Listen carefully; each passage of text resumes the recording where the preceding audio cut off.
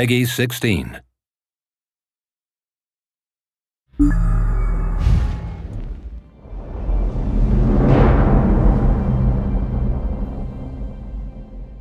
Hi, I'm Paul Sage. Hi, I'm Nick Conkle. Hi, I'm Dan Crenshaw. And we're here to talk about the group gameplay in Tamriel. Yeah, so here what we're looking at is an overland boss monster. One of the things we looked at is the fact that people at first really kind of like to get their legs, so to speak, under them by playing alone. And so what we wanted to do is provide friction elements to really get people involved in playing with other people, because we don't want to force you to play with others. We want to give you encouragement. So we opened up here with Sorcerer's Crystal Shard, kind of stun the guy right off. I'm the healer there, just went into lightning form. We'll do it again. Yeah. So that's going to reduce my damage. So I usually pop that when the boss has turned to target me. You see me blocking there as he unleashed his AoE. I popped the healing ward, or steadfast ward, on my buddy Eric there, since he was getting focused by the boss.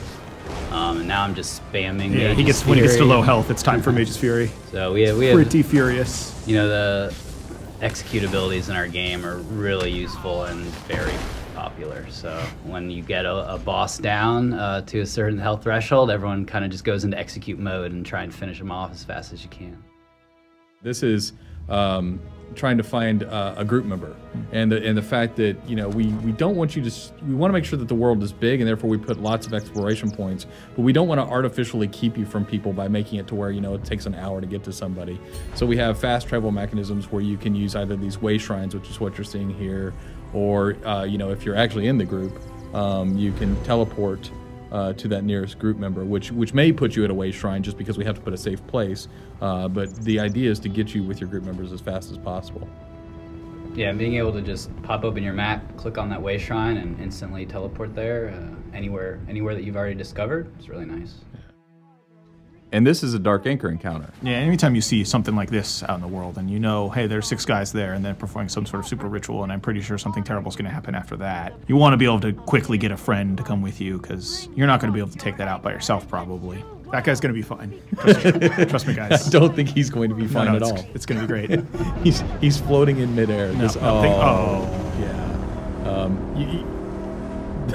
Yeah, so he got sacrificed, and in his place, bad things. I think one of the funniest things about Dark Anchor, he's going to be fine too. Oh, he's not going to be fine at all. No, that feels good. Yeah. Poor guy floating up into the sky. Countdown to 1 shot. 3, 2, 1. 1 shot. There's nothing wrong with sneaking up with a bow. P.S. That guy was dead. 1 shot. Give him the AoEs. The idea is that Moloch Ball, who's this, you know, a Daedric prince, is trying to pull the world, which is called Nirn, into his realm of Cold Harbor, and basically make it a bad time for everybody. So this is one of those anchor points, and that's why you see all of his minions spawning in.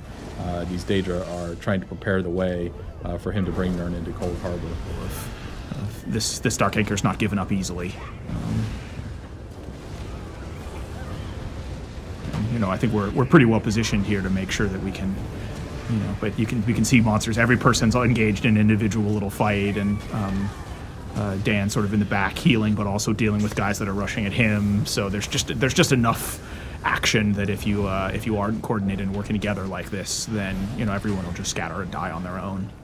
So, you know, Dark Anchor's really started to take off when we introduced the mechanics of you know, the switches there, or the pinions that you have to release, and you have to decide, okay, which one of us is going to go stop fighting the monsters to go run over and hit the pinions. It just added, you know, a few more interesting decision points in the gameplay there. Yeah, I really like the feel of it versus how, like, it used to feel more like an arena, you know, a game style, and this is more like Ball's trying to defend himself, throwing everything he's got at you, and you sort of have to just deal with all the problems, and they're just coming constantly. Probably want to protect the healer there. Yeah, there you go. Oh, is that the crystal mortar there? I love that one. Yeah, I really like just how it's just a continuous wave of all kinds of terrible things from all kinds of terrible Daedric enemies, right? And, you know, and because of that unpredictability, you want to make sure you bring a you know, really flexible party and build to the situation.